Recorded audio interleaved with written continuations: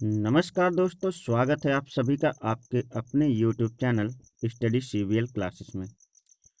दोस्तों, आज का जो हमारा टॉपिक होगा वो बोर्ड एग्ज़ाम के दृष्टिकोण से बहुत ही महत्वपूर्ण टॉपिक है, जो कि क्लास 12वीं और क्लास 10वीं दोनों के विद्यार्थियों के लिए ये मोस्ट इम्पॉर्टेंट टॉपिक है, जो उनके बोर्ड के एग्जामिनेशन में लगभग प्रतिवर्ष इनमें से कुछ ना कुछ प्रश्न ज़रूर आते हैं। तो ये 100% आने वाले क्वेश्चन हैं। आप इसके सन को भी देख सकते हैं, किस किस सन में प्रश्न आया हुआ है। देख सकते हैं यहाँ से उठा करके यहाँ तक सारे काफ़ी बार पूछा गया प्रश्न है, और इसे आप मोस्ट इम्पॉर्टेंट प्रश्नों की श्रेणी में रखेंगे। तो चलिए शुरू करते हैं। हमारी इसमें हम पढ़ेंगे आज महत्वपूर्ण अभिक्रियाएं। जी हाँ दोस्तों, आज का जो हमारा टॉपिक होगा वो होगा महत्वपूर्ण अभिक्रियाएं।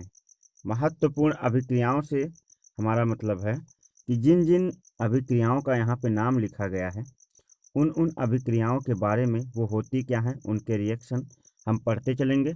आपसे रिक्वेस्ट है कि आप कॉपी और पेन लेकर बैठ जाएं, ताकि आप सारी पॉइंट्स आप व्यू को नोट करते चलें, जितना भी मैं आपको समझाता चलूं, और बाद में देखेंगे कि सारे पॉइंट्स आपके क्लियर रहेंगे और बोर्ड एग्ज़ाम में इससे आपको 100% नंबर मिलेंगे। लेकिन इससे पहले यदि आप मेरे चैनल पर नए हैं तो चैनल को सब्सक्राइब कर लीजिए।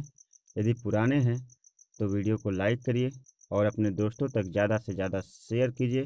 और यदि कुछ ना आए तो कमेंट बॉक्स में ज़रूर जो है लिखा करिए, और अगर समझ में भी आए तो भी कमेंट बॉक्स में मोटिवेशनल कुछ ना कुछ ज़रूर लिखा करें। तो चलिए आगे बढ़ते हैं इस टॉपिक को समझने के लिए। तो इस टॉपिक में सबसे पहले हमारी अभिक्रिया है, जैसा कि हम देख पा रहे हैं यहाँ पर उर्ज, जिसको हम उर्टेज अभिक्रिया कहते हैं। ये उर्टेज अभिक्रिया है क्या? उर्टेज अभिक्रिया, ध्यान से देखिएगा। उर्टेज अभिक्रिया इसमें कहा कि जब किसी एल्किल हैलाइड, दोस्तों आर फॉर हमने लिखा है एल्किल और एक्स फॉर हम लिखते हैं हैलाइड। आर फॉर एल्किल और एक्स फॉर हैलाइड। जैसे एल्किल में methyl, ethyl, propyl, butyl, hexyl, heptyl आते हैं, ठीक है। और हैलाइड में तो जो हैलोजन ग्रुप के तत्व हैं, जैसे chloride, bromide, iodide, chlorine, bromine, iodine, ये हैलाइड होते हैं। तो आर एक्स से मिलकर आर फॉर एल्किल होता है और एक्स फॉर हैलाइड होता है, जिससे मिलकर एल्किल हैलाइड बनता है, ठीक है दोस्तों। तो चलिए अब आगे बढ़ते हैं। कह रहा कि जब किसी एल्किल हैलाइड की सोडियम के साथ यानी यहाँ पे कह रहा है कि अगर आर एक्स जो है रिएक्शन कर रहा है Na के साथ, सोडियम के साथ ईथरीय विलयन। ईथर का मतलब होता है दोस्तों ROR। क्या? ROR, ये ईथर का सिंबल होता है। ये जहाँ पे आप इसको लिख देंगे, ईथरीय विलयन से क्रिया कराते हैं तो हाइड्रोकार्बन के उच्च सदस्य प्राप्त होते हैं, और इस अभिक्रिया को उर्टेज अभिक्रिया कहते हैं। बड़ा ही आसान सा ये इसके डेफिनेशन है, बड़ा ही आसान सा इसका जो है, बड़ा ही आसान सा इसका आप देख रहे रिएक्शन है। RX plus Na plus ROR, यही है जो है उर्टेज अभिक्रिया। अब मैं आपको इसको बताता हूँ किस प्रकार से आप रिएक्शन परीक्षा में लिख कर आएंगे। अगर इसको भी लिखते हैं परीक्षा में तो भी आपका जो है नंबर नहीं कटने वाला है, मगर ये केवल साइन मार्क रहेगा। ये केवल साइन मार्क है, कोई रिएक्शन नहीं है, रिएक्शन नीचे है। ध्यान से देखिए परिभाषा। कह रहा है कि जब किसी एल्किल हैलाइड, देखिए एल्किल हैलाइड का मैंने बताया कि आर एक्स मतलब आर फॉर होता है methyl, ethyl, propyl, halide for होता है क्लोराइड, ब्रोमाइड, आयोडाइड, ठीक है ना। तो यहाँ देखिए मेथिल है, एक क्लोराइड है, यानी एल्किल हैलाइड हो गया। कि अभिक्रिया सोडियम के साथ कराई जा रही है, तो सोडियम यहाँ पर है, और सोडियम के साथ कराने पर किसकी उपस्थिति में? ईथर। किसकी उपस्थिति में? ईथर की उपस्थिति में। इसके दो अणु है दोस्तों, इस चीज़ को अलग अलग तोड़ तोड़ लिखा ताकि रिएक्शन सही से हो जाए। ईथर की उपस्थिति में क्या किया है?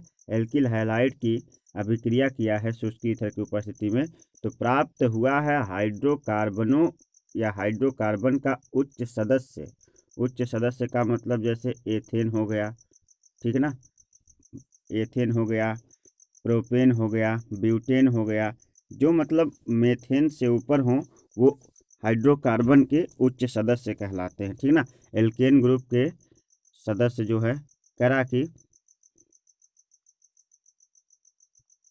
एथेन और सोडियम क्लोराइड आदि जैसे जो यहाँ पर यौगिक हैं, वे सभी यौगिक जो है क्या हैं, वे सभी यौगिक के जो है उर्टेज अभिक्रिया के परिणाम से प्राप्त होते हैं।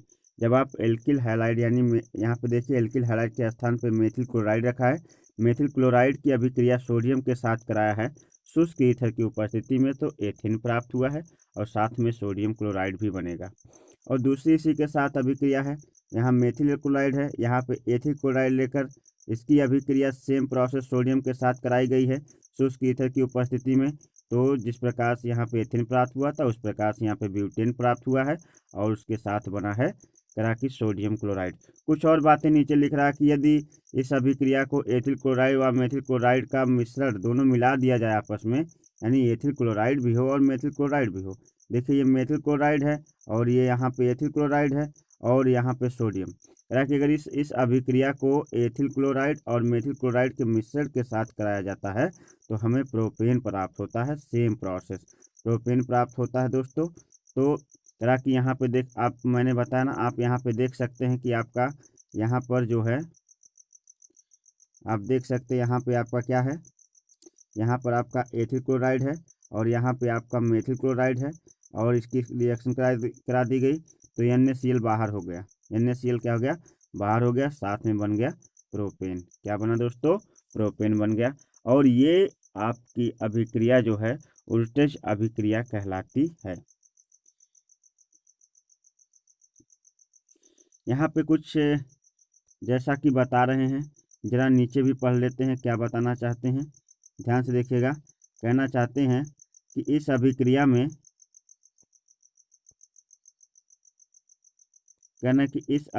में CH3Cl और Na मतलब होता मेथिल क्लोराइड और सोडियम, थोड़ा मैं जूम करूँ ताकि आपको अच्छे से दिखे। कह रहे हैं कि इस अभिक्रिया में CH3Cl Na क्रिया द्वारा एथेन ब्रोमाइड तथा सोडियम की क्रिया द्वारा ब्यूटेन सह उत्पाद के रूप में मिलते हैं। ठीक है दोस्तों, अब हम आगे जो पढ़ेंगे उर्टेज फिटिक अभिक्रिया। अभी हमने उर्टेज अभिक्रिया पढ़ा, अब हम पढ़ेंगे उर्टेज फिटिक अभिक्रिया। ठीक है, तो चलिए हम उर्टेज फिटिक अभिक्रिया पर आ गए हैं। जैसा कि आप स्क्रीन पर देख पा रहे होंगे, आपके सामने उर्टेज फिटिक अभिक्रिया का जो है इंटरफेस खुलकर आ चुका है। अब चलिए अब आगे बढ़ते हैं। उर्टेज फिटिक अभिक्रिया, ये भी मोस्ट इंपॉर्टेंट टॉपिक है।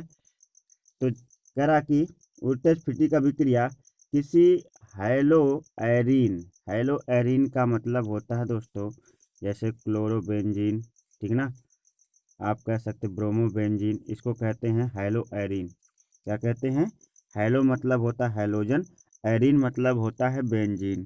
ठीक है, तो हैलोजन के साथ जब बेंजीन जुड़ता है तो उसे हैलो एरीन कहा जाता है। हालांकि उर्टेज फिटिक अभिक्रिया किसी हैलो एरीन की क्रिया सोडियम धातु की उपस्थिति में एल्किल हैलाइड के ईथरीय विलयन के साथ कराने पर हैलो एरीन का हैलोजन परमाणु एल्किल समूह द्वारा प्रतिस्थापित हो जाता है तथा उच्च एरीन का निर्माण हो जाता है। इस अभिक्रिया को उर्टेज फिटिक अभिक्रिया कहते हैं। मतलब इसमें कहना ये चाहता है कि कोई हैलो एरीन, यानी हैलो एरीन मैंने बताया ना कि क्लोरोबेंजीन मान लीजिए, ब्रोमोबेंजीन मान लीजिए, ठीक ना, आइडोबेंजीन मान लीजिए, मतलब आपको एक हैलोजन लेना है और एक एरीन मतलब होता है कि बेंजीन लेना है। करा कि जब हैलो एरीन जो है क्रिया सोडियम धातु से कराई जा रही है, देखिए यहाँ पे सोडियम धातु है, ये हैलो एरीन हमारा है और यहाँ पे सोडियम धातु के साथ कराई जा रही है। तो सोडियम धातु के साथ हैलो एरीन की क्रिया कराने पर कह रहा है कि कराई जाती है उपस्थिति में एल्किल हैलाइड का ईथरीय विलयन।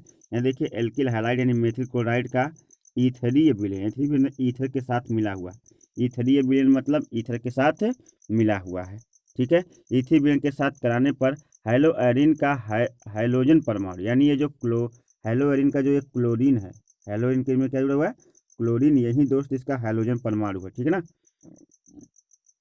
हैलो एरीन का हैलोजन परमाणु एल्किल समूह द्वारा प्रतिस्थापित हो जाता है। एल्किल समूह मतलब यहाँ पे एल्किल समूह में मेथिल है, तो देखिए प्रतिस्थापित हो जाता है। यानी यहाँ पे अब तक जो है, ध्यान से इस रिएक्शन को देखिए, यहाँ पे अब तक जुड़ा हुआ है इससे सोडियम। क्या जुड़ा हुआ है? सोडियम। अभी तक इससे ये संरचना जो है कुछ, ये संरचना कुछ इस प्रकार की होनी चाहिए, ठीक है ना। जैसे इस यहाँ पे इससे जुड़ गया है Cl, ठीक है। अभी तक इससे क्लोरीन जुड़ा हुआ है, हैलोजन जुड़ा हुआ है, लेकिन ये जो मेथिल समूह यानी CH3 है, इसका कर देगा प्रतिस्थापन।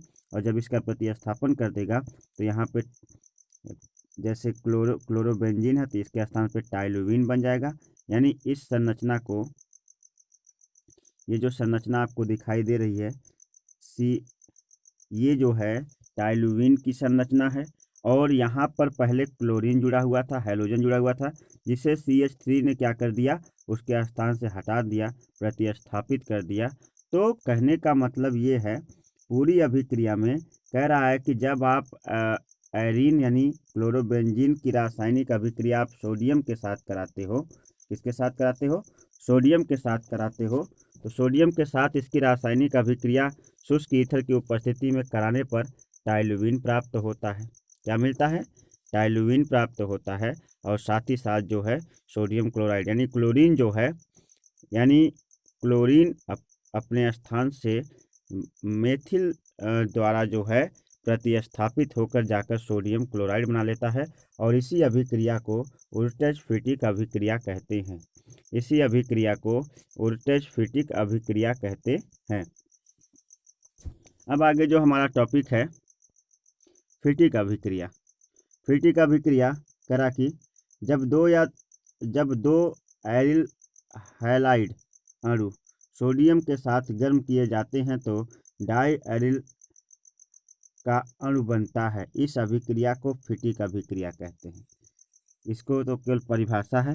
आप क्या करेंगे, दो एरिल हैलाइड मतलब दो क्लोरोबेंजीन ले लीजिए, और इन दोनों क्लोरोबेंजीन को आप दो सोडियम परमाणु के साथ जब गर्म करेंगे तो गर्म करने की अभिक्रिया ही क्या कहलाएगी, यहाँ पर फिटिक अभिक्रिया कहलाएगी। ठीक है, फिटिक अभिक्रिया कहलाएगी। यानी आपने सबसे पहले उर्टेज अभिक्रिया पढ़ा, फिर आपने उर्टेज फिटिक अभिक्रिया पढ़ा, तब अब आप जो है क्या कर रहे हैं, फिटिक अभिक्रिया की परिभाषा देख रहे हैं। और आगे है डार्जेन अभिक्रिया। डार्जेन अभिक्रिया में क्या कह रहा है, कह रहा कि डार्जेन अभिक्रिया में एल्कोहलों को पिरिडीन सूक्ष्म मात्रा में उपस्थित थायोनिल क्लोराइड के साथ गर्म करने पर, एल्कोहल है इसको गर्म करना है, थायोनिल क्लोराइड के साथ गर्म करने पर एल्किल क्लोराइड बनता है, RCl, R for alkyl, Cl for chloride बनता है। और यह अभिक्रिया डार्जेन अभिक्रिया कहलाती है। सामान्यतया अशाखित प्राथमिक अल्कोहल हैलाइडों में परिवर्तित करने का प्रयोग किया जाती है। मतलब कि दोस्तों ध्यान से देखिए, जब आप एल्किल हैलाइड, जब आप जो है एल्किल हैलाइड, ध्यान से देखिए, जब आप जो है एल्किल हैलाइड, यहाँ देखिए ध्यान से, जब आप जो है